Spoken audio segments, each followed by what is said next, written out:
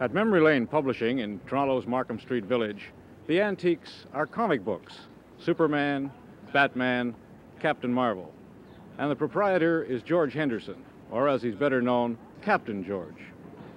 I've been in business 4.5 years, and when I came into the business, the fad, or what you want to call it, was at its peak, but it's been going, I would say, since about 1951. But it was underground then. Now it's above ground. The people aren't embarrassed anymore about admitting that they collect comic books. What would you classify as an antique comic book? What do the collectors go after?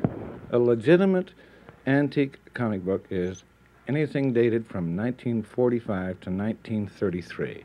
It's a legitimate antique, because comic books themselves, as we know it, that sort of a comic book only started in 1933. So therefore, you know, an antique, it doesn't have to be 100 years old. It has to be near the beginning. So 1933 to 1945.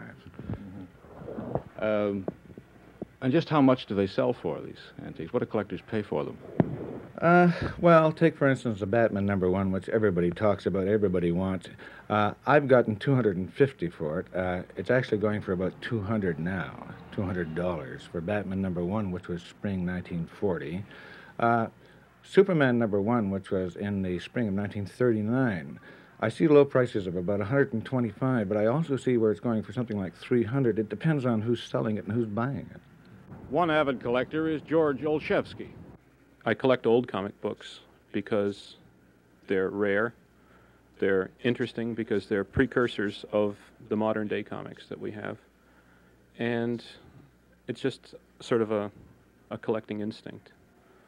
I like to have them. It's very interesting. Also, the artwork in comics is quite exceptional nowadays. I have seen comic art which would compare favorably to engravings by Doré, for example, in his illustrations to the Divine Comedy. Rare comic books are reaching such value that collectors are beginning to have trouble with thieves. But as George Henderson points out, sometimes it's hard to get anyone to take the theft seriously. Stan Ranton, CBC News.